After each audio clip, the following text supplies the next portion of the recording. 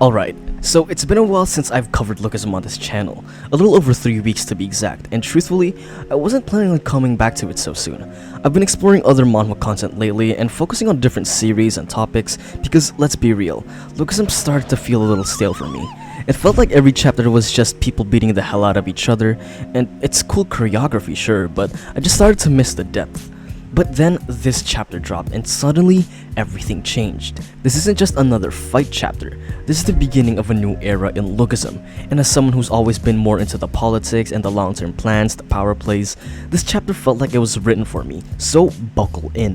Today we're diving into why James Lee's latest moves are bigger than any fight right now, how this arc redefines Lookism's direction, and what it'll mean for Daniel, Eugene, everyone else, and Korea itself. I want to start with Gite first because this man is terrifying. Gite isn't trying to revive the Zeroth Generation era, he's trying to replace it with something even worse. The original Zeroth Generation had twisted principles. Strength, yes, but a code. Gite, he's not driven by any ideology or balance, he's driven by complete detachment. What we're seeing is the rise of a new breed of villain. One who doesn't care about legacy or peace or even fear, he just wants to dominate. Cold, structured, emotionless control, and that's why he's scarier than any king before him. He's not trying to fight the system, he is building one, from the ground up, and it's purely based on obedience and silence, violence and absolute ruthlessness. And then here's the aftermath of Busan. This is where things get really dark, with Jinrang and his crew either being hospitalized or not completely around anymore. Busan is a kingdom without a king. And just like I theorized in my Lookism x Questism What If video, shameless plug, go check it out if you haven't, this vacuum was bound to attract someone. But James didn't just show up, he came prepared. James Lee has always been ambitious, but this move proves he wants all of Korea.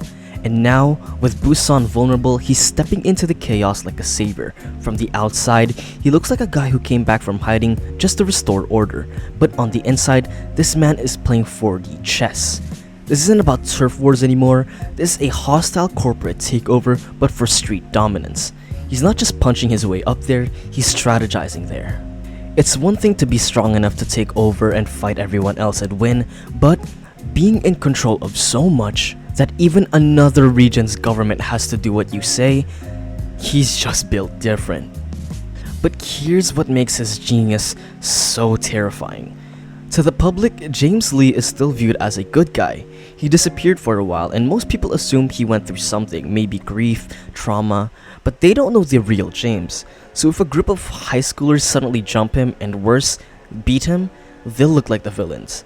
This is the problem Daniel and his crew are facing. They can't just fight anymore, they have to control the narrative. And that's not just a storytelling gimmick, that's real world power. You don't just beat James in the streets, you beat him by winning over the public, the institutions, the perception, and right now, James owns that arena. Which brings us over to Daniel, and this, to me, is where the real heart of the story lies right now. This entire Busan plan was a disaster, and while it's not all on Daniel, his unserious attitude at the start of his arc definitely contributed. He underestimated the stakes and he thought strength alone would be enough, but now he's learned the hard way, and this should be his turning point. Daniel needs to evolve from a fighter into a tactician, and let's be honest, besides Eugene, Daniel is the only one who knows James well enough to even begin formulating a counter strategy. So what happens next? Here's what I predict. Number 1, Daniel creates a plan, a real plan, one that's as brutal and intelligent as the enemies he's facing. And 2, he starts building a smarter, more unified force, not just fighters, strategists, influencers, allies from all walks of life. And 3, most importantly, he partners up with Eugene. Now, some of you might be asking, why would Eugene help Daniel? Simple. Mutual benefit. Eugene wants to be Korea's #1 conglomerate. Taking James down doesn't just clear the way, it boosts his image, it consolidates his influence, and it destabilizes his biggest competitor. What I love about Eugene is he's not just cold and logical, he's idealistic too. We all remember when he came after Gun. Eugene might be all business, but that was personal. So yeah, I think Eugene joins the fight not because it's useful, but because it aligns with his beliefs. And with him on Daniel's side, the power dynamics shift. Not dramatically, but just enough for them to have a semblance of a fighting chance. But of course, that is still levels from taking down James. Daniel and his crew might be outmatched right now, but they have insane upside potential. They've got fighters that can rival the first generation kings, and that's huge. With training and coordination, they could even hit the 0th generation levels. But that's just one side of the equation. What they need now is information, public sympathy, and strategic infiltration. This isn't just about hitting harder, it's hitting smarter. Every move now needs to be calculated, because one wrong decision, it's not just defeat. They lose everything. Dignity, reputation, even lives. And now this is a drastic change to the story, where the world seemed so small, just fights here and there, is now so big, and honestly, I'm all for this new direction.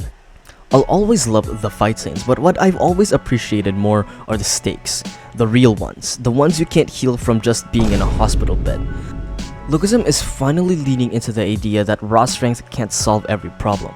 That systems, influence, and perception matter just as much as muscle, and that's where the story finds its real weight, in my opinion. James knows this, Gite knows this, and now Daniel has to catch up or get left behind. So that's my full breakdown of what I think might be the most important chapter in Lookism in a long time. The power structure is shifting, and the politics are getting deeper, and honestly, I'm here for it. Let me know your thoughts in the comments. Do you actually like where this arc is heading? Do you think Daniel and Eugene can actually stand a chance against James, or is Korea already his for the taking? If you want more early content, behind the scenes discussions, or just want to support the channel, make sure you check out the Discord and the Patreon. I drop early videos there, you don't want to miss out. Thanks for sticking around, stay safe, stay clean, and take care.